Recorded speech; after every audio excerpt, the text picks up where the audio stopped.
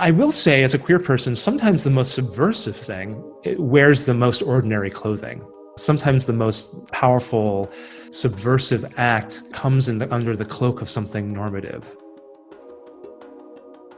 Welcome to Voices of Esalen. I'm Sam Stern. My guest today is psychotherapist and psychedelic researcher Alex Belser. Alex has been a study therapist since 2018 for a MAPS Phase 3 clinical trial, which studies the efficacy of MDMA-assisted psychotherapy for treatment of severe PTSD.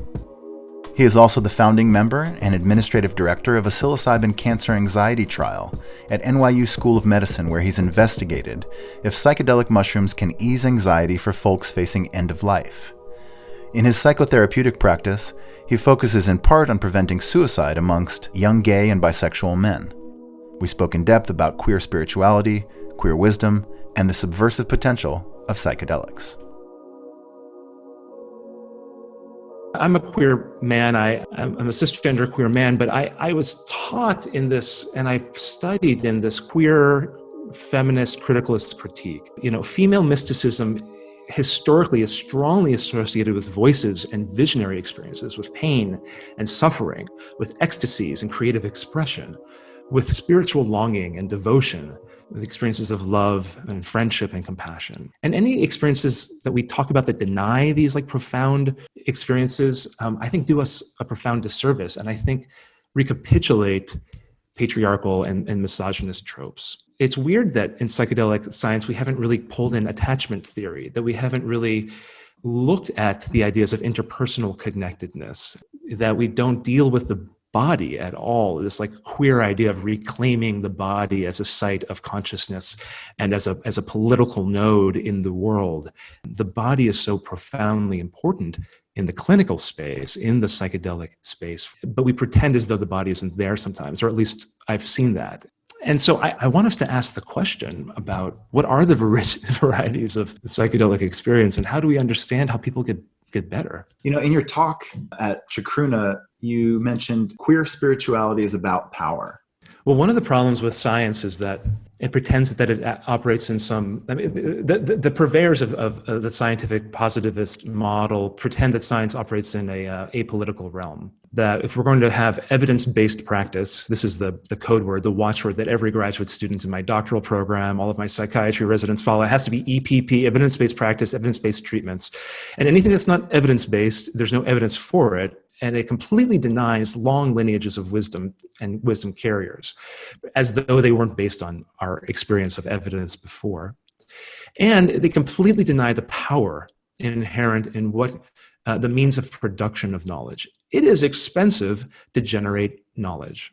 It costs about $20,000 per patient in these psychedelic clinical trials to run one subject through the trial. $20,000, because you're running it in a hospital, you're dealing with Schedule I drugs, you have to pay for all the overhead, you have to pay for it's very expensive. And so these trials cost millions of dollars. In the United States, when we look at the evidence-based treatments for psychiatry, the average cost in the United States to get a drug through FDA clearance for one indication, the average cost is $2 billion. And so if it costs $2 billion to bring one drug to market for one indication, who's paying for that? Now, there's an entire system that needs to be recognized in the generation and the production of what constitutes knowledge, and it is expensive. So disciplines like massage, something that I know that you're passionate about and work with, something like acupuncture, and including all sorts of different psychotherapies. I'm a psychologist, right? I work with psychotherapy, but there's no money in studying IFS. There's no money in studying yoga treatments in combination with talk therapy.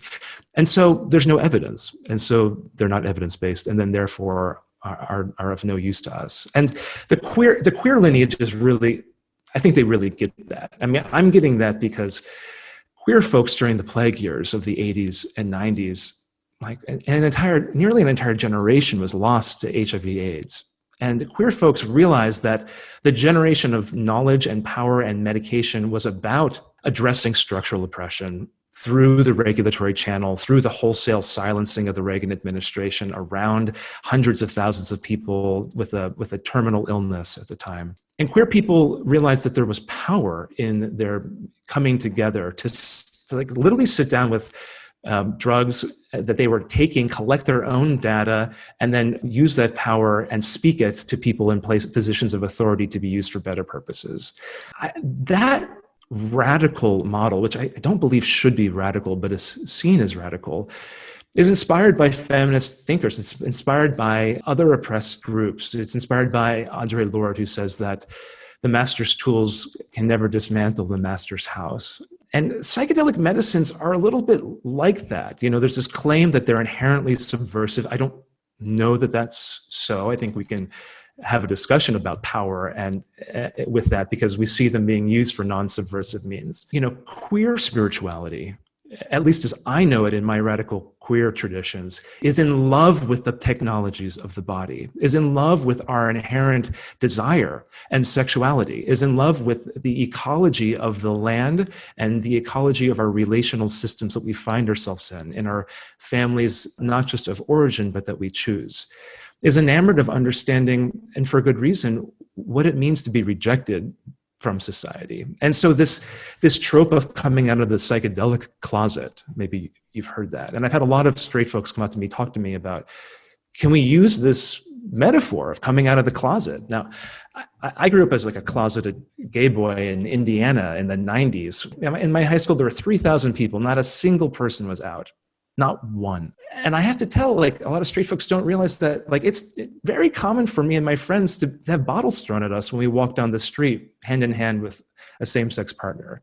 This happened to me multiple times, to have people hurl slurs at us, to feel like we have to censor ourselves in professional and academic and occupational spaces, and to even censor ourselves in ayahuasca circles, even when we walk into the clinic, into the hospital, into the ketamine clinic, and they don't ask us what our pronouns are. They don't ask us what our preferred names are.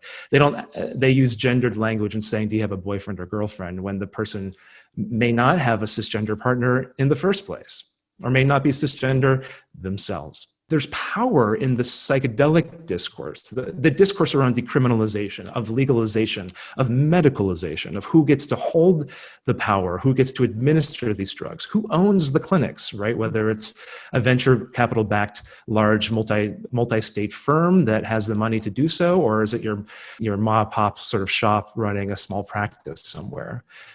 And I think that we have something to learn from queer folks, because they have the experience of coming out of those closets. They know what it means.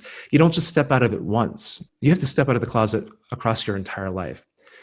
And with psychedelics, I did my dissertation in a place where people knew that I was even publishing on psychedelics, but I couldn't really talk about it in my faculty. I would share with other people judiciously that I was studying psychedelic medicine. They thought even 5 years ago that I was nuts. How are you going to get an Ivy League tenure track faculty position, or whatever the equivalent might be in your world, when you're studying like ayahuasca brews and psychedelic mushrooms? They think that you're nuts. Luckily, I had the experience of knowing what it was like to sort of code switch and walk between those spaces and use language judiciously to recognize the implicit powers that be. And frankly, as a white cisgender man who looks the way that I do and has the level of formal education I have all of this privilege that I struggle with how to use that privilege in better ways, in good ways.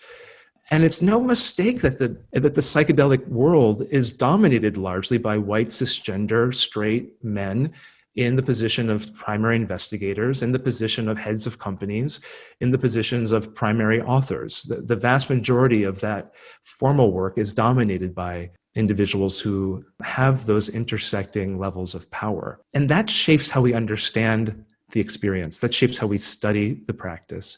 Our methods reflect our diversity in good and bad ways. And I encourage and challenge us to really look at that in a deep and systemic way. I kind of want to dig into this idea of whether psychedelics are by their very nature subversive or not. And in doing so, can you talk to me a little bit about what got you into this field of psychedelics? I was listening to an interview that you did with Eric Davis a while ago, and he was talking about seeing you probably in 2001, 2002. I mean, you've been around the psychedelic world for close to 2 decades now. What was it that brought you into this world? And in any sense, can you tie it to a queer sensibility? I mean, my first psychedelic experience was meeting a friend in my freshman year dorm in like the late 90s, and he gave me Stan Grof's Psychedelic Psychotherapy from the 70s, which was just this beautiful work that I encourage people to go back to. And then I brought my copy of P-Cal to be signed by Sasha Shulgin and Ann Shulgin at the Berkeley House in, I think, 2001 at a Mind States conference. Back then, there were psychedelic conferences, but there was no peer review literature to talk about. No one was publishing really anything. I mean, Rick Strassman was doing some DMT work, but basically there was nothing to be published. And not until around 2006, when Hopkins came out with one of their first papers with psilocybin, it was a very different scene, right? There were no ties, and it was a much more marginal, subversive cultural space. And why did it appeal to you?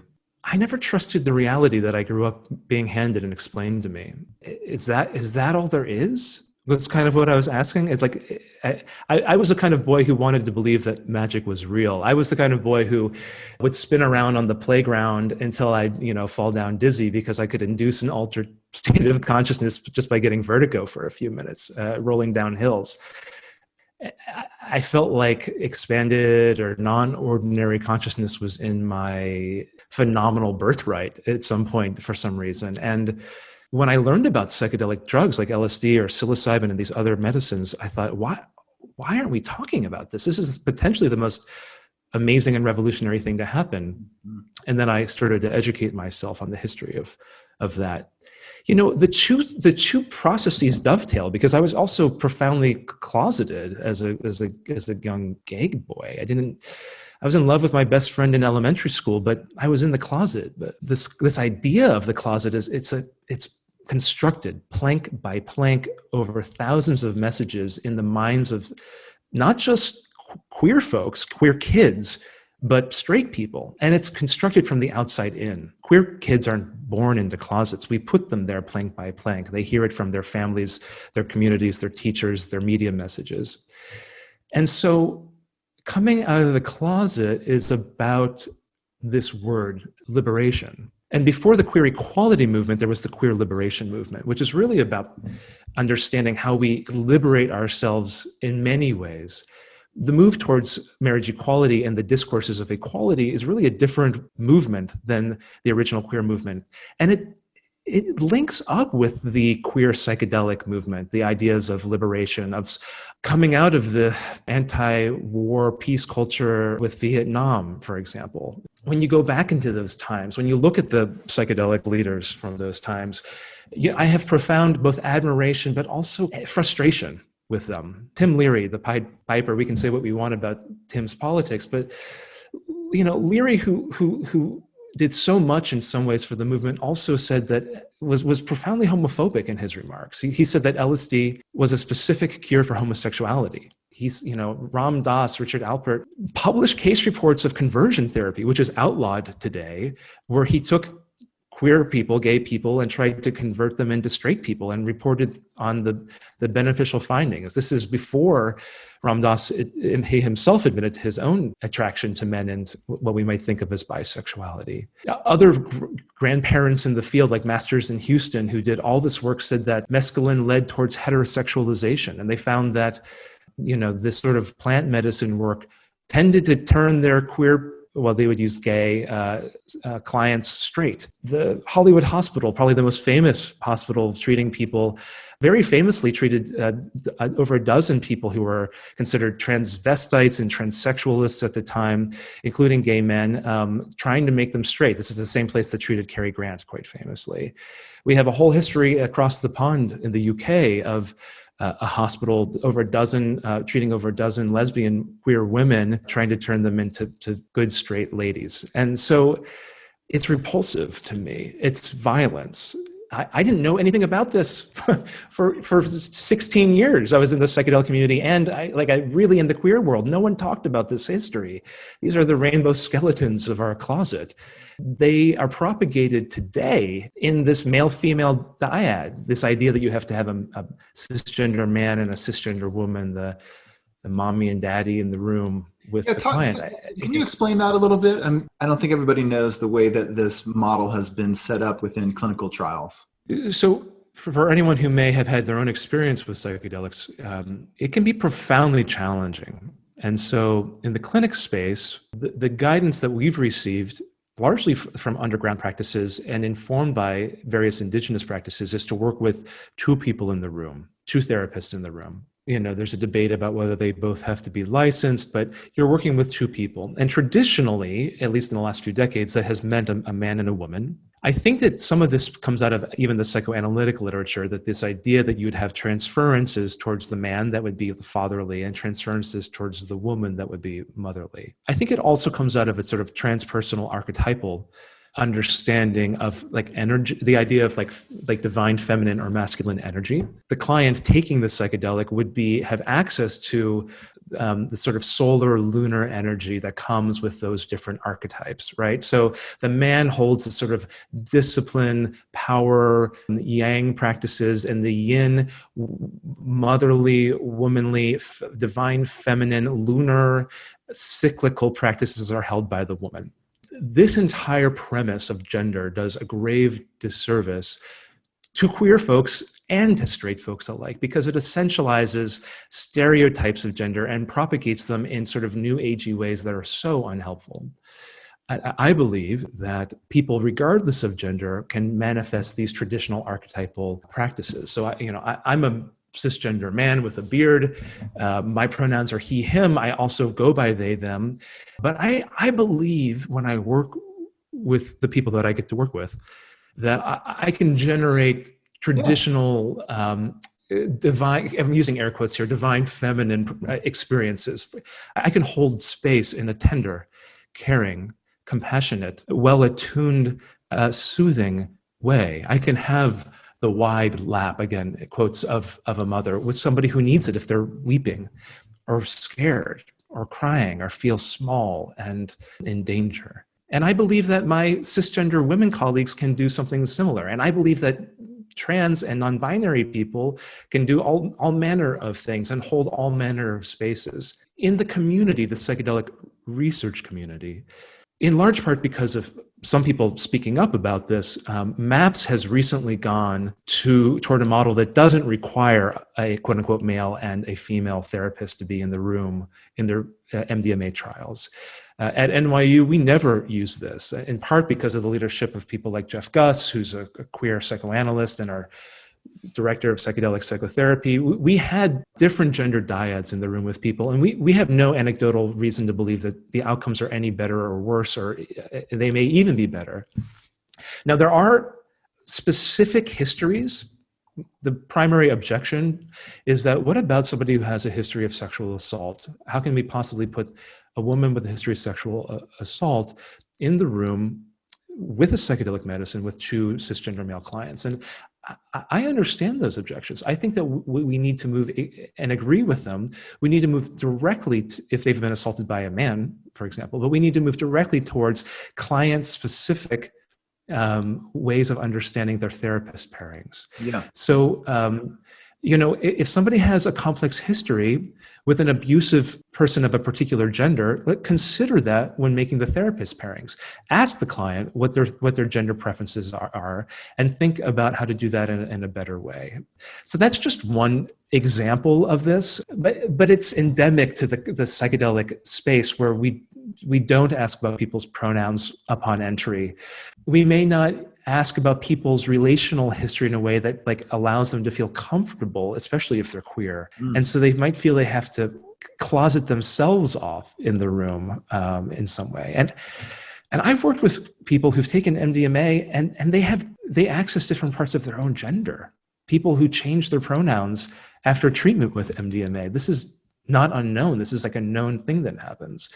And we have to ask the question, what's that about? Right, right. You talk about some of the people in the studies you've been part of going in as cisgender, heteronormative, and then after having done the psychedelics, their sexual orientation and gender identities can change. Talk to me a little bit about this. One way of understanding it is that we've been talking in the Black Lives Matter 2020 moment around internalized racism and internalized white supremacy and how we propagate that. There's a sort of sisterly lineage here around internalized homophobia, which and internalized transphobia, and the self-hatred, shame, and stigma that queer people and straight people carry around that, oftentimes, which is completely non-conscious, right? It's something that we may not even be aware of. And so I work from the premise that most people that I come into contact, not just clients that I work with, but colleagues, people that I meet on the public bus system, carry some form of internalized homophobia. Then if they take a psychedelic journey, and let's take the premise that psychedelics are boundary dissolving, they're egolytic in some way. They take the ego protects us from that unconscious material, which is scary or dangerous. And then suddenly you're sort of shown it. And so if a whole host of people are carrying internalized homophobia, and then suddenly they have a series of psychedelic journeys, they may come into contact with parts of themselves that were previously off limits, compartmentalized and sort of ferreted away, including same-sex attraction, or including a different experience of their own gender, which doesn't comport with the sex that they were assigned to them at birth. Not everybody's a complete 0 or a complete 6 on the Kinsey scale of sexual attraction. And I find this happens not just with people who have a wholesale shift in their experience of their gender or sexual identity through psychedelics, but with straight folks. So many of the straight cisgender men that I'm friends with have in confidence shared with me that, if not for psychedelics, they might not have realized that they had some affection, erotic attraction, some sort of connection with men in their lives, even if their primary partner is a cisgender woman. And I think that it can be radically changing in part. I think that anyone who does psychedelic facilitation work needs to educate themselves deeply about this sort of work in order to be ready for it, because it's strange to me that I get all of this information as an out queer person all the time, and my straight counterparts in the psychedelic community have never heard about this kind of stuff. Why do I get all of this information from people about these experiences? I suspect that there are closeted patients that are seeing them that don't feel comfortable talking about the fact that they prefer they, them gender pronouns, and they've been referring to them as she, her for months now. This happens all the time. It is a form of structural oppression and violence, and it must be rooted out at the very deepest places. Mm-hmm. So you asked this question in your talk at Chacruna: why are we so afraid of sexuality in regards to psychedelics? And I was wondering if you might dig into that a bit for me from a historical perspective. Why has sexuality been off the table in psychedelics and psychedelic studies? And what are we missing when we ignore this whole realm of sexuality? I really don't actually know the answer to that question, but I think it's a question I want us to be on our lips. What about sex? What about sex and sexuality, right? Part of this sort of like scientific discourse is it's so buttoned up. When MAPS starts requiring at psychedelic science that people wear ties at the conference, it's to cover up in some ways our bodies and our sexuality, which I think has always been a site of power for queer people, for women, as potentially dangerous power, potentially threatening power. Now, there has been a robust discourse about, but one that needs much more discussion about the history of sexual abuse in psychedelic community circles, both in the clinic room and outside of it. That being said, not all forms of sexuality are abusive. Not all experiences of one's own sexuality and erotic imagination are violent. In fact, I think that we should reclaim those as ours. They are our own bodies, our own sex organs, our own orgasms. They are potentially a technology of ecstasy, as Mircea Eliade put it. They are potentially a powerful kundalini opening of energy that we should be not afraid of, because when we're afraid of them, when we button them away, when we have a Protestant sort of fear-based understanding of our sexual education, they come out sideways in profoundly, sometimes damaging ways. I think that when we pretend that sex and sexuality and erotic transferences and countertransferences aren't happening in group, aren't happening in the clinic, aren't happening in our clients' imaginations and in our own imaginations, when we repress or suppress those in various ways, we create a problem. We create a pathway for those energies to enact themselves in not good ways, in unfacilitated ways, in secretive ways. And so I'm tired of living in secret. You talk about the psychedelic world becoming richer by accessing queer wisdom. I want you to talk to me a little bit about what queer wisdom is with respect to the unique experiences that queer folks have access to.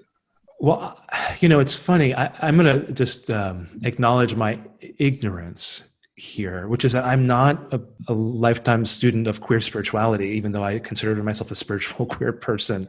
I'm a psychologist, and one of the challenges with psychedelics is that they're so multidisciplinary. It's hard to be an expert in any one area. Queer spirituality is about, as the founder of the Radical Fairy said, moving from subject-object consciousness to subject-subject consciousness. This is a cornerstone principle in the Radical Fairy community, that we recognize our own subjectivity and the subjectivity of people that we come into contact with, and do not objectify them as best we can, as in this aspirational principle. And it's dang hard if you've ever really tried to do it. Queer spirituality is about not just liberation of the self, but in a way, deep liberation of the oppressor as well. Queer spirituality is about play and playfulness, that it's subversive, that it involves dance and singing and flowers in the meadow. It involves the sort of clowning ribaldry, silliness that can happen, in which truths can be told that cannot be told in other ways. Queer spirituality is about an honoring of the body by being of the body, and realizing that the ego is not just something that you carry around, between the two eyes in the head. That the psyche, the seat of consciousness, is actually in the full physical realm. And even, as Ken Wilber says, in the sort of centaur realm, that we exist spiritually in a way where these boundaries of self can open up. It's about waking up, as the Reverend Angel Kyoto Williams, a Zen teacher, says, my liberation is bound up with your liberation. And these are not solo projects. If we want to wake up, we have to wake up together. And I think that psychedelic experiences are queer experiences in the original sense of the word, which is they're just weird. And weird in a way it's not that they're marginal or strange per se, but weird in that they're multifold. And as soon as you think that you have a handle on what the psychedelic topography looks like, suddenly an entirely new vector of experience can open up to you on your next trip. The last thing I'll say about queer spirituality and what the psychedelic movement may have to learn from it is that queer people are a convergence inherently.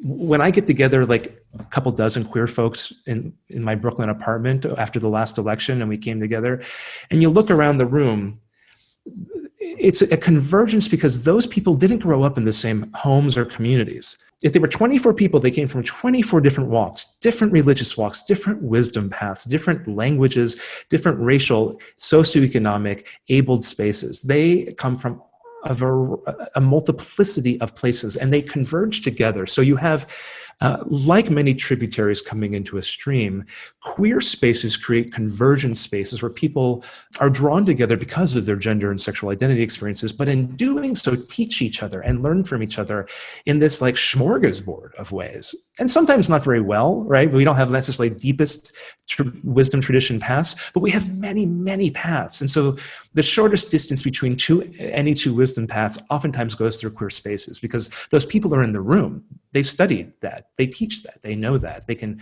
help introduce you and make that happen. In a similar way, psychedelic spaces are like that. You have these people, for whatever reason, feel a call towards psychedelic medicine, to study it, to work with it, to facilitate, to call to some plant medicine or wisdom path tradition. And I'm not sure what is the common attribute across them, but they also come a convergence from various different wisdom traditions. And so the psychedelic spiritual tradition pulls from various wisdom traditions from the 6 inhabited continents of the human races and planet. And I think there's something to be learned there. There's interesting crossovers across the way.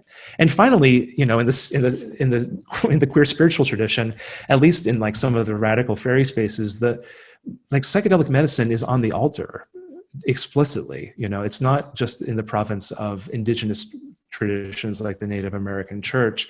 These protected, hidden rituals are guided in queer spiritual spaces by psychedelic plant medicine wisdom in many direct, like very clear ways. And so it's not a marginal practice. It's like right there at the center of the work. Now, looking into the future, into our crystal ball, are you at all worried about psychedelics becoming more normative as it becomes absorbed into this like everyday paradigm of capitalism? I guess my question is there a chance that the queering aspects that seem somewhat inherent to psychedelics become dulled by, say, inclusion within the pharmaceutical industry? I mean, I'll start. I think it's inevitable, but I don't know that it'll be simple. So, and by the way, I wish I had a great crystal ball. I actually kind of, it'd be nice to have one to do some looking into. But let's assume for a minute that the future of psychiatry is actually psychedelic medicine. Most of the medicine classes of psychiatry are being abandoned. SSRIs never really outperform placebo for most people. SNRIs also mostly a dead end, no real major movements. Benzodiazepines, highly addictive. Opiates, highly addictive. You have anticonvulsants and some ADHD medications, which are problematic and don't really help many people. At least there's a lot of conflicting evidence about their efficacy in systematic reviews and meta-analyses. And so the psychiatric pharmaceutical industry is looking for like, what's the future of medicine?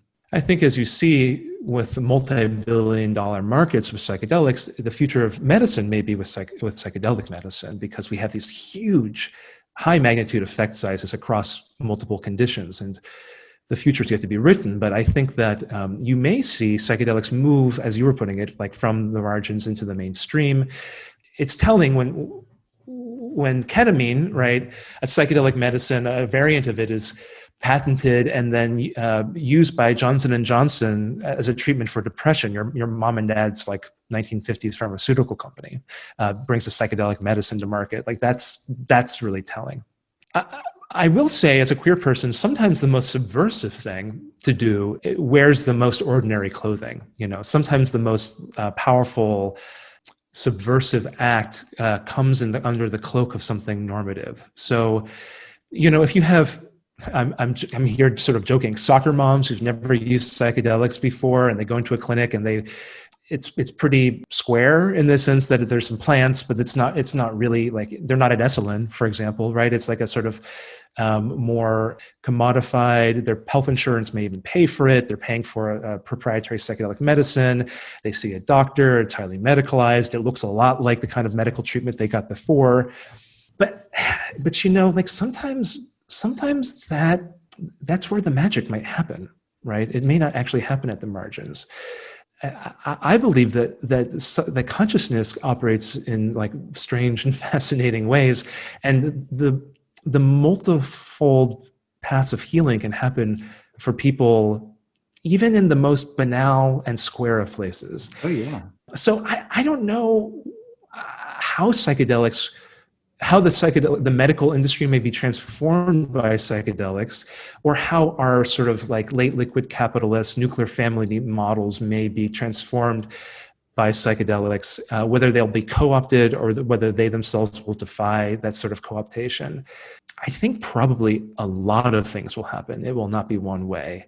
I think probably many different things will simultaneously be happening for different people in different spaces. And we can cultivate those spaces together.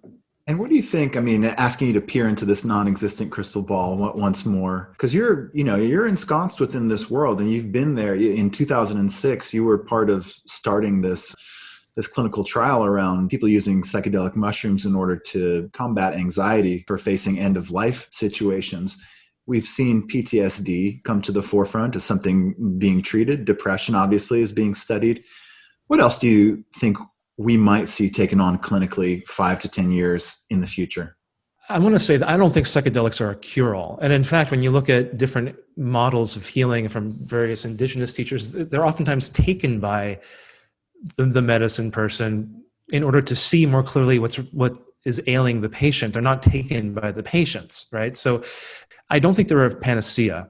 That being said, we see psychedelic medicines of various stripes being potentially pursued in clinical and preclinical trials for bipolar disorder 1 and 2, for ADHD, for eating disorders like anorexia and bulimia. I'm working on a trial of obsessive compulsive disorder as a co-investigator at Yale, which is very promising. OCD is a notoriously difficult condition to treat for many people. It can be ameliorated, the symptom severity, but oftentimes people struggle with it for much of their lives. And psilocybin combined with some really good psychotherapy seems to really help. I think that there may be some physical issues, like not just cluster headaches or obesity. Psychedelics may have global anti-inflammatory properties. So you may see it being used for a variety of anti-inflammation things, from bronchial dilators to eye drops for like eye itching and things like that. It's interesting. I mean, I think you'll see it largely for addiction issues across addictive drug classes. So, in the United States, we're still in the midst of an opioid epidemic with fentanyl and carfentanil, and pharma medications like OxyContin killing more people per year last year than died at the height of the AIDS epidemic from opioid overdoses. These are really dangerous, bad drugs, and psychedelics may be helpful for not just opioid abuse, but also for alcohol use disorder, where there's a trial coming out. Our team at NYU, led by Dr. Michael Bogenschutz, that I think will be very promising results coming out around treatment for alcoholism. Hopkins has some fantastic work with people trying to quit smoking. Smoking cessation work is just really strong. And so I think you may see a movement of psychedelics in the addiction space, which is really coming from Bill W.'s belladonna cure, who's the founder of AA, the 12-step movement, himself being cured, having a conversion experience by his own writing and claim from a psychedelic treatment at the time, and trying to get psychedelic medicine into the bylaws of AA, but having that not come to pass. And so you see a pretty robust discourse in the 12-step communities around addiction and psychedelics and whether or not the two can be reconciled. One thing that's really interesting about what you say is that so many of these kind of cures run counter towards the forces of capitalism. When I think about what you're saying about smoking cessation, well, tobacco industry couldn't be happy about this, or about opiate addiction. That too is kind of a huge moneymaker within the pharmaceutical industry. So again, this sort of subversive element, so native to psychedelics, seems to not fit that well into the modern money-making kind of order of things today. Is this a question that you have considered? I would direct people towards an amazing book from David Courtwright coming out of Harvard University Press. It came out a long time ago, but Courtwright talks about how certain drugs are associated with certain types of economic production. He specifically talks about the big three and the little three. The big three are alcohol, tobacco, and caffeine, which are associated, this is my rough memory of it, but are associated with sort of colonizing, colonial, proto-capitalist and capitalist drugs. Alcohol, tobacco, and caffeine are associated with this form of economic production. And then the little three in sort of these models are opium, cannabis, and coca. If we move towards a medicine model in late liquid capital, like global north economic productions that involves more psychedelics, I think that you may find that type of conscious healing is associated with different types of economic models that are already obviously being discussed and practiced. And I in my experience, I mean, anecdotally, I find that many people who are on psychedelic medicine path doing that kind of work find that their taste for alcohol and caffeine starts to change, for example. Not always, but there seems to be something about that. Absolutely, yeah. So that book, with a little bit of internet research, I think that book is David Courtwright, Forces of Habit. And it sounds like a good one. I'll definitely check that out myself.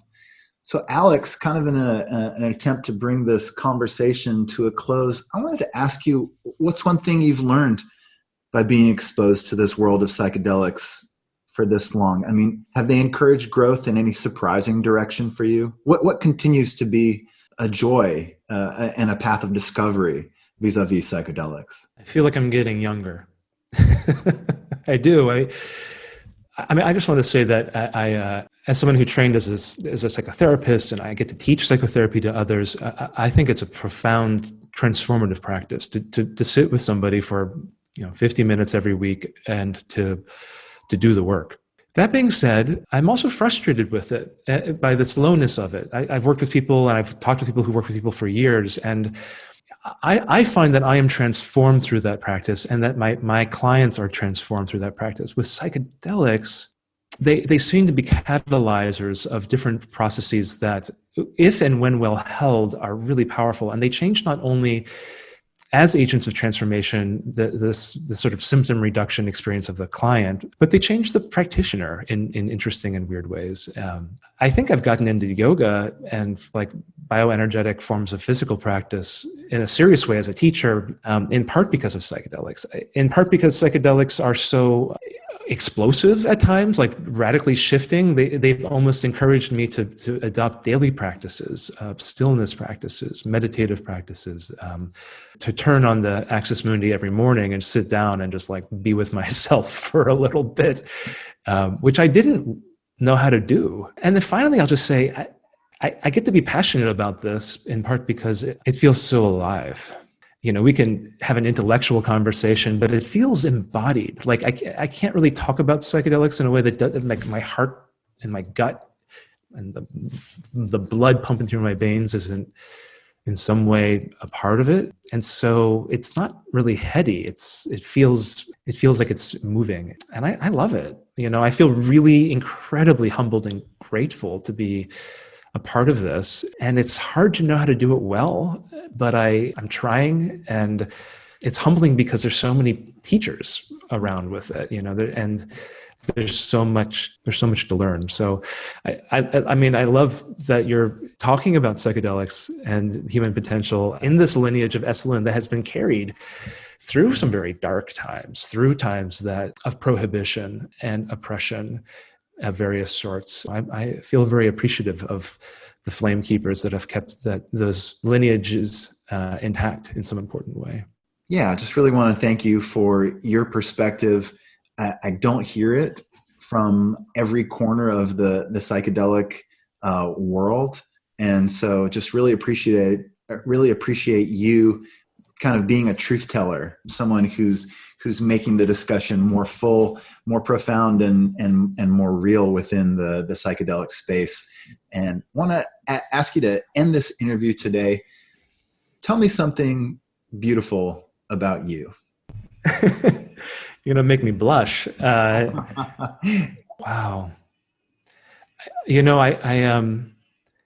I guess what I'm in touch with right now is I feel tender about talking about these things with other people, and I feel like I think we all want to be seen in some way, not seen as something, but just seen for who we are. And I feel most beautiful when I feel like I can speak in a way that feels unencumbered, uncloseted, that feels like it's coming from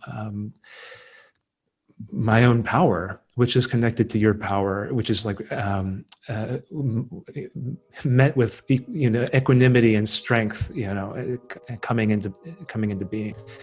And I feel like when I get to be like that, I get to see more of that in the people that are around me, and that vulnerability is something that I didn't know how to do before, and I've been learning even in the last few seasons, and we'll see where it goes.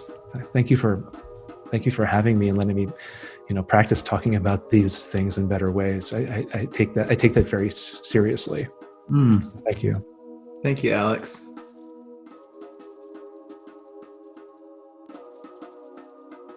Thank you for listening to Voices of Esalen. Today's show is produced in conjunction with Terry Gilby, Michelle McCrary, and Michelle Broderick. Our music is by Nico Holloman. The Esalen Institute is a nonprofit organization. Our show is made possible by your contribution.